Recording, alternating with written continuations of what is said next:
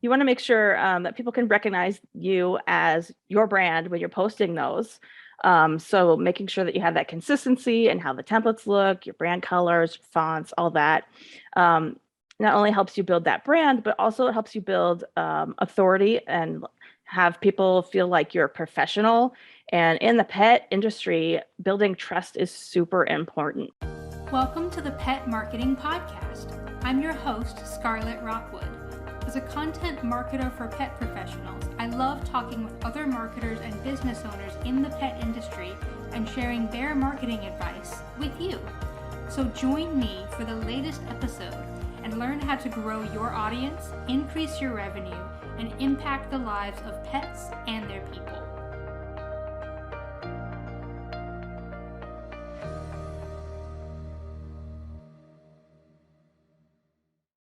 Jessica Bay is a pet industry veteran with over 20 years of experience. For 15 years, Jessica owned and operated an off-leash dog hiking company.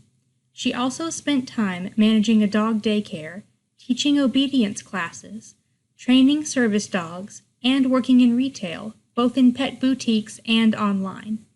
She founded a collar and leash company, does influencer work with her beagles Splash and Cricket, and is a pet photographer too. Jessica launched Templates for Pet Pros, a Canva template membership providing dog brands with social media graphics in 2020 to help other dog brands boost engagement and sales using social media without having to constantly come up with new post ideas and create graphics on their own. So Jessica, you've been in the pet industry for 20 years now. Tell us a little bit about that journey and all of the awesome things that you've done. Yeah, okay. So I started working in a dog kennel actually when I was in high school, and I didn't want to know what I wanted to do yet. And I kind of fell in love with working with dogs. So I still didn't know that like I could have a career working with dogs. So I kind of worked jobs on the side. I went ahead and got my degree in business. And then I ended up figuring out that I could actually make money working with dogs. And I tried lots of different things. I ended up starting my own dog hiking company. And then lots of those other things that you mentioned in between. And now I own Templates for Pet Pros, which is a Canva template membership for dog brands.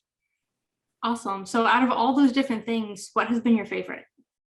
I would have two favorites for sure. One is off-leash dog hikes, which I did for about 15 years. And then my current business, Templates for Pet Pros. And are you still hiking or are you doing templates full-time now? So I actually moved from California to Indiana almost a year ago now so that I could do Templates for Pet Pros full-time. So that's what I'm doing now. Awesome. And just kind of like pick out something that is interesting to me here. Why did moving to Indiana make that possible for you?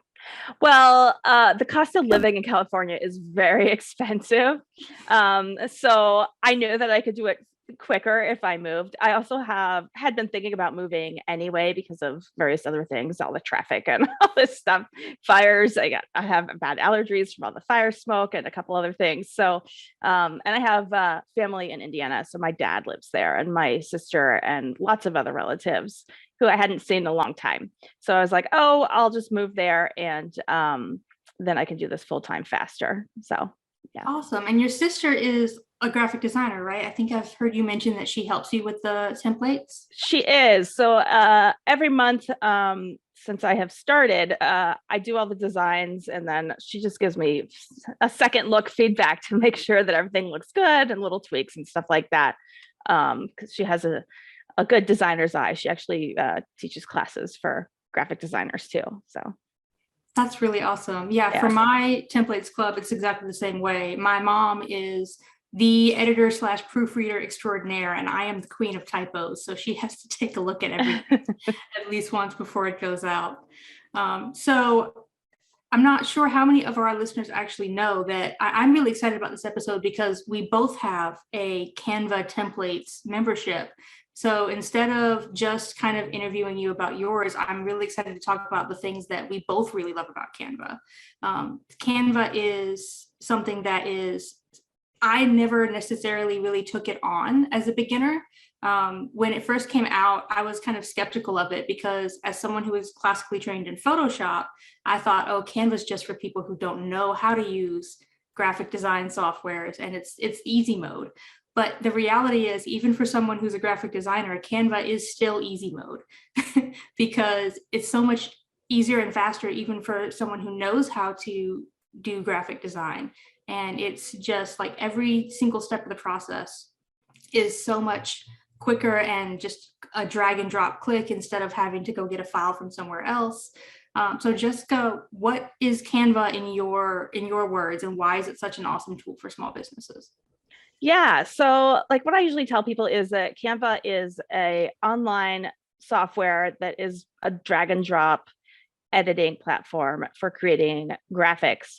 And you can create graphics for pretty much anything that a small business owner needs, anything from like business cards, social media templates that we touched on already. But you can do t-shirts, you can do like PDFs, all kinds of things. You can do holiday cards. And they make it really easy, like you were saying, with like the drag and drop features. And it's pretty intuitive. There are a lot of hidden little things in there that if you spend a lot of time in, you find. I give lots of tips about those on my Instagram account. But I highly recommend it for any business owner who needs to create graphics on their own rather than outsourcing that, because it just makes things so easy for them. Absolutely. I don't even, talking about the little hidden features, I don't even want to admit how long it took me after I started first using Canva to find the change all feature if Oh, you're changing a text or a color. It took me so long to notice that, when it's like, all right, well, I have this, set of 10 different templates and I want to change this color to this color on every single one. You can change the color once, and then along the bottom it'll say, do you want to change all of this color to this new color? And you just click and it's done, instead of having to go through every instance all the way through. And it took me forever to notice that was there. I remember having to go through click, click, click for forever to actually change things out on different things. And there's so many little things. Like, I know, even as someone with a Canva membership myself, I'm a member of your platform and I follow your Instagram religiously because you post little tips like keyboard shortcuts and stuff like that I don't know about, that are just such game changers. yeah, and Canva comes out with new things all the time. So yeah, and the keyboard shortcuts, like one day I just sat down and I like did all the different letters on the keyboard and saw what they did, like made a list. Because I was like, oh, this does this. Okay, great. So, and I use them all the time now, especially like to add a rectangle, you just hit R, and it adds, or to add a text box, hit T.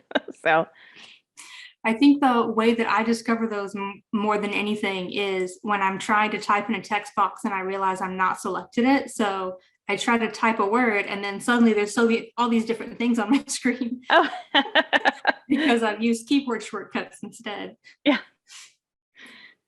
So when we're talking about Canva, the tool itself actually already comes with quite a few templates. So why join a template membership, and what even is a Canva template?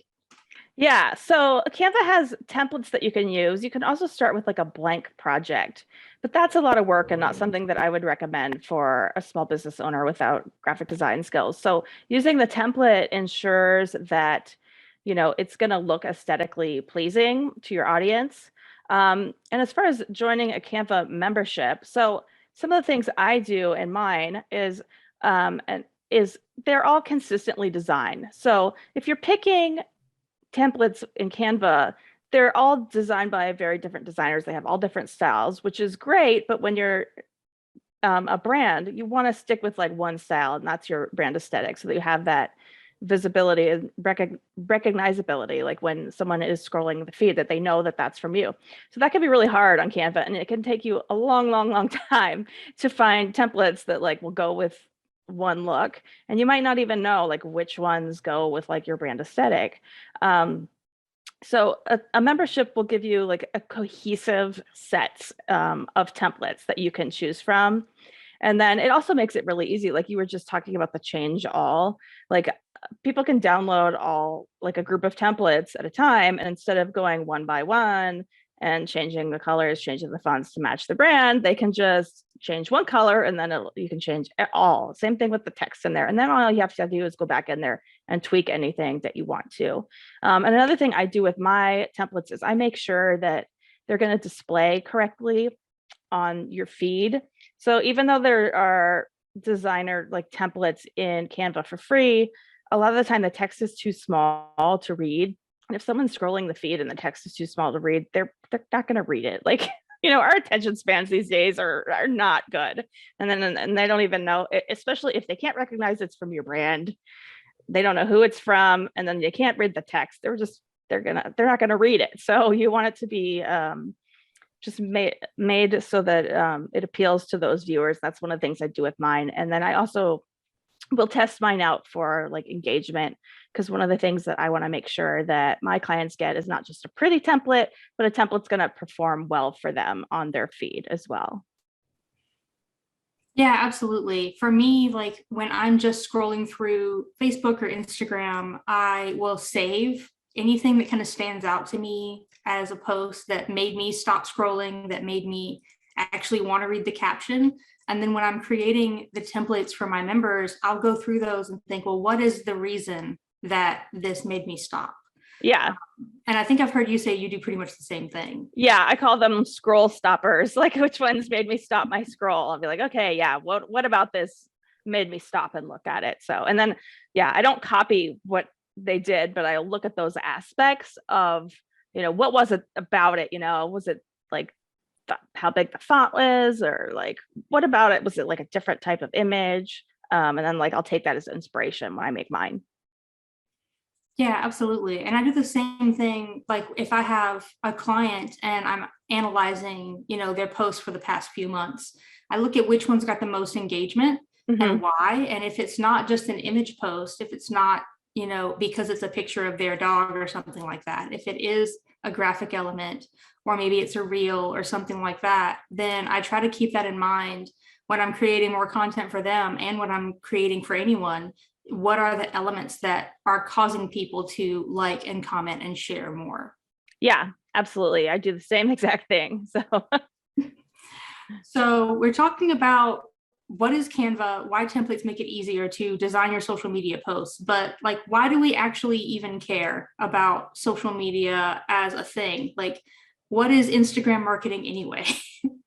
Right. So, one of the reasons I love Instagram for marketing, especially for pet service providers, is that you have a better chance of reaching a local audience on there than you would with, say, something like TikTok.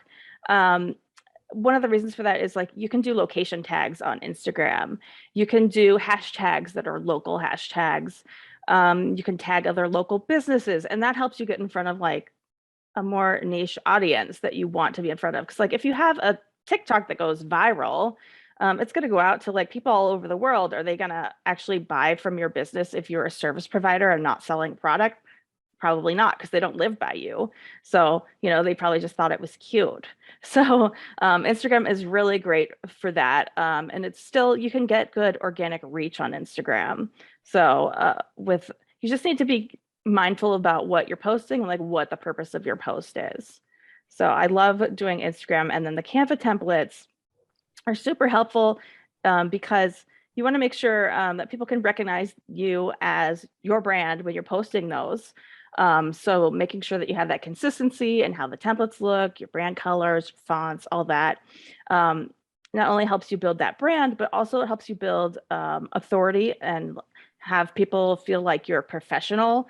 And in the pet industry, building trust is super important because a lot of people are either selling products for pets, but they want to make sure that they're not getting like a defective collar that's going to break. Their dog could be hit by a car, and they don't want to buy from like some company that they're not sure about. Also, they want to make sure that their company is legit and they're actually going to ship them their item. So just that alone. And then for service providers, like, you're taking care of somebody's pet. Like that's like their baby for a lot of people. Like I'm really careful who I pick to take care of my dogs. There's a very short list. So building that authority, and you can do that by using templates because you can build that professionalism. You have professionally designed images on there, which makes your company look more legitimate. And also the content that you post. So you can build authority by, being knowledgeable about these topics. Like if you're a dog walker and you're posting about, dog behavior, tips for dog care, that shows people that you know what you're talking about.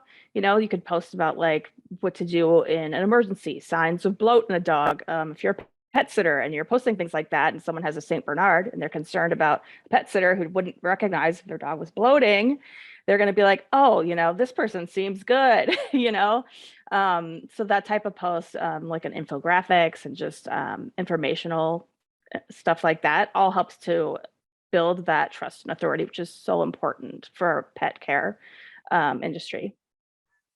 Absolutely. I think more so than any other industry that I've worked with before I started in the pet industry, I was in basically any small business. I would work on their social media. So I worked for coffee shops, landscapers, doctors, and even doctors. I feel that people in the pet industry care so much more about getting to know you as a person and trusting you before they let you have their pet than even someone who was going to a doctor, which is really kind of interesting. But we're just an industry where people really want to feel connected and feel part of a community and feel like that know, like, and trust factor is just on a whole nother level in the pet industry, in my opinion. Yeah, absolutely. So one of the things I want to touch on is the fact that you can go so much faster, even with the system of batching content that I teach and that you may have heard me talk about on my social media a lot. It's so much faster when you have a template, because if I'm trying to create like a brand new client's content and I haven't created any templates for their vibe yet or anything like that, it takes me so much longer, even batching from blank canvases versus just choosing a template that's already been created and changing out the colors and the fonts. And then one other thing on templates that I find really interesting is a lot of people will skip over a template because it looks like it's not for them specifically. Like if I've made a template that's like a before and after picture and the example makes it look like it's for a dog groomer, I find some people will skip over it because they're a dog walker and they don't think that template's for them. But there's so many other different ways to use before and after in general. So if you are on Canva and you're using a template, I think it's really, really worth it to take a look at what the actual core element of the template is, instead of just, oh, does this look like it's for a baker or does it look like it's for a dog sitter, and see how it can be adjusted to your business. Right. Because keep in mind, like you can switch out anything in the template. So if there's a picture of, like a lot of the time people ask me, do you do cat templates? Well, I don't primarily. Sometimes I do. There just hasn't been enough demand to like do a ton of cat templates, but I'll throw one in here and there. But any of the templates that have a dog in it, pretty much you could change it to a cat and just change the title to, 10 ways my cat does whatever, whatever your topic is, instead of what I have. I also do try to give people suggestions. I do like caption prompts, and then sometimes I'll put little tips under there that says, if you're a dog trainer or a dog walker, this is the way you could use this template to kind of get people's gears spinning about how they could use it differently. Because like the before and after you just talked about, like a dog trainer could use that and have a picture of a dog jumping all over somebody, or a video, and then after sitting nicely to be greeted. A dog walker could have a dog that has tons and tons of energy, just looks crazy, and then a picture of the dog sleeping. So yeah, there's tons of ways you could use like any template. You just got to kind of think outside the box. Yeah, absolutely. And that's why I love the fact that both of our memberships also come with caption prompts, because even if, like, for example, you have a very specific visual vibe to your templates, they're all very illustrated and very playful, cartoony kind of templates. And if someone wants a different visual aspect for their business, but they have trouble coming up with what they want to post about, it may still be worth it to join the membership. And then even if they never use the actual graphics, just the caption templates alone is a really good jumping off point for what you want to post about. And then maybe you do use the template, but you change out a cartoon dog for a photo of a dog and things like that. Mm-hmm. You can definitely, you just get so much from Templates for Pet Pros is such a great membership. I think I've been with it from, if not the very beginning, very early on. And the fact that it comes with the caption prompts is a big part of why when I started mine, it was important to me to include caption prompts as well. Mm-hmm. Yeah, yeah. I did a member survey because I was like, "Does anyone using these caption prompts? Am I just doing them for no reason?" And yeah, they everybody loves them. I was like, "Okay, people actually are using them. They may not be like copying pasting the ones that are the actual caption, but they're giving them ideas on what they can actually write for their own thing if they're not just copying and pasting." Yeah. Yeah, absolutely. So to close out, let's talk about some best practices in your opinion for if you're a pet service provider or a pet business and you're trying to use Instagram to bring in more clients or more sales. What are some of the things that you think are kind of the repeatable, basic best practices that people can do to attract new followers that are actually potential clients? Yeah. So make sure that you're using location tags and local hashtags. Partner with local businesses. There's a collab option now. When you go to post on Instagram, you can post together. That's under the like tag where you would tag someone. So, find a dog trainer if you're a dog walker, somebody who you refer already, somebody who and do a joint post and get in front of both audiences that way. That's a great way. And then don't just post pictures of dogs. I know that it's tempting to do that, especially if you're like working with dogs every day, but just static posts of dogs, it gets redundant, it gets boring, and it doesn't do that much to grow your business. You can still post them, absolutely do post them, but mix it up. So make sure that you're posting reels, make sure that you're posting like informational carousels, and just other graphic content that's going to build that authority and trust with your business. And then check your insights. See see which posts of yours are doing the best. So if you go in your insights, you can see which ones are performing the best and check, which ones are being saved the most, which ones are being shared the most. So if you're trying to get in front of new people, shares are great, right? It's not always like just likes, engagement, and then post with a purpose. Like, what is the purpose of this post? Am I trying to get new followers? Am I trying to build authority? Am I trying to get people to know who I am and who my staff are? So just take some time to put some thought into what you're posting and then track those insights, watch for your best performing content, and then make more posts like that. Absolutely. Posting with a purpose is such a great tip here because I always tell people, like, if you don't know why this post is going out, then reconsider exactly whether it's the right post for you. If you don't know what the definition of success for this post is, like, do you want more people to comment because of this post? Do you want them to save it? Do you want them to tag their friends?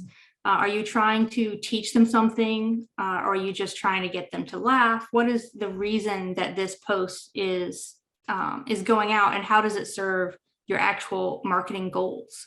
And sometimes just a funny picture of a dog on a walk who did something entertaining is still serving your marketing goals because it's showing, the type of experience they can expect their pet to have when they go for a walk with you. And if you're not a local business, all those tips about tagging and collaborating with other people is still really, really valuable. I am not a local business, obviously. I do social media marketing for people anywhere that's a US speaking country, basically.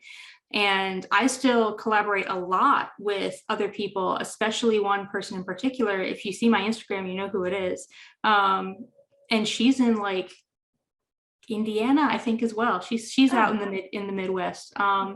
And it's not just about local. And then if you kind of just gave me an idea. If you are a local, like say a pet sitter, you can collaborate with other pet sitters that aren't local to you, and therefore if they're not at all your competition, but they might be talking about the same educational things. So maybe you do some sort of giveaway or some sort of just educational post that you collaborate with them on. And the thing I love about these new collaboration posts is that anytime it shows up on both of your accounts as if you both posted it, and every single like and comment that you get shows up on both places. So if it's a post that maybe Jessica and I are going to make the same post, then if I post it and get 10 likes and you post it and get 10 likes and one of us gets a comment, sure, if we do a collaboration post, we both get 20 likes and we both get that comment. So that's really helpful for engagement as well. And also for kind of cross-pollinating, where you are seeing all the comments that are coming in, whether they're from your followers or the other person's followers, and you have the opportunity to respond to them. So I just love collaboration posts are one of my favorite new features. Yeah. And you can also do it with reels, I want to add. And then, and just make sure that you have a shared audience. Like you were saying, you don't have to worry about local. I don't have to worry about local too either. Like, but just make sure that you have a shared audience, you know, that those people are going to be interested in what you're selling, basically. Yeah, exactly. And shared doesn't necessarily mean that you have the same people in your audience. In fact, it's better if you don't, but you want you want people to be interested in that topic in both audiences. Yes, that is what I mean by shared. Thank you. Exactly. All right, so thank you so much for coming on with us today. And I think you also have a freebie where somebody can get 10 free templates, right? I do, yeah. Just go to my website, templatesforpetpros.com, and you can grab 10 free templates there to try them out. And then my Instagram is Templates for Pet Pros. Everything is Templates for Pet Pros if you want to find me on social media. So awesome. Absolutely. So I will also make sure those links are in the show notes wherever you are tuning into this episode. Thank you so much again, Jessica, for joining us today. Don't forget to be awesome, and I'll see you in the next episode. Thank you. What was your favorite thing about this episode? Hit me up on Instagram at Skarlet Rockwood to tell me about it or ask any questions that you have about marketing your own pet business. If you know other pet professionals who would love this podcast, go ahead and screenshot this episode and share it to your Instagram stories. Be sure to tag me when you do, because seeing who's listening and hearing your feedback is 100% what motivates me to keep doing what I do. You can also join the Content Marketing for Pet Professionals Facebook group to connect with other pet industry professionals like you. If you'd like to follow up on any of the resources or links mentioned in this episode, you can find them in the show notes. Don't forget to be awesome, and I'll see you in the next episode.